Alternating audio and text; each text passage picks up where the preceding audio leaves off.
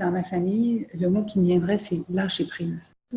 C'est qu'il faut que la G2 accepte de lâcher pour permettre à la G3 de prendre sa place. C'est vraiment ça dans notre famille. Je pense qu'il faut qu'on accepte. Puis on a été bousculé dans le temps parce qu'on l'avait, cette vision-là. On avait fait quand même Ripple Golf. On avait fait Ripple Golf. Là. On avait fait quand même, il y a 2 ans, une rencontre où on voulait faire le transfert intergénérationnel.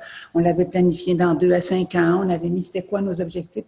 Sauf que ce qui se passe à l'heure actuelle au niveau du conseil de famille bouscule les choses. Puis il faut que les gens, à un moment donné, acceptent de laisser la place aux plus jeunes parce que c'est trop cristallisé dans des conflits, c'est trop cristallisé dans des perceptions, dans des rivalités qui sont rattachées aussi à l'histoire familiale. Il ne faut pas oublier ça, là.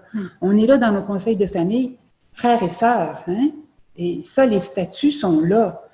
Chacun perçoit l'autre d'une certaine façon, parfois son expérience de sa vie. Ça, c'est très, très important.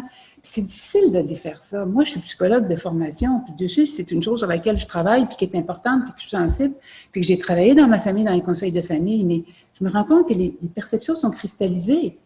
Moi, on me voit dans tel rôle, mes frères sont dans tel autre rôle, on les voit comme ça, puis on a beau dialoguer, on a beau échanger, on a beau essayer de communiquer, on se ramène toujours à ce... C'est là le déséquilibre qu'il est, c'est là la sensibilité, puis c'est difficile de sortir de ça. Tandis que quand c'est des cousins et cousines, c'est pas du tout la même expérience qu'ils ont, c'est vrai. Ils sont beaucoup plus libres, ils arrivent de différents milieux, de différentes familles, ils ont des histoires. OK, rattachés à notre famille, ils sont capables de refaire l'histoire, mais pas dans le quotidien, autrement. Tu sais, c'est comme le fil, il est à travers... Chez nous, on l'appelait bon papa, mon père. Là. C'est à travers ça là, que l'histoire, elle est. Mais nous, notre histoire, la G2, est à travers nos conflits d'enfants, de génération, de statut, de comment on se perçoit.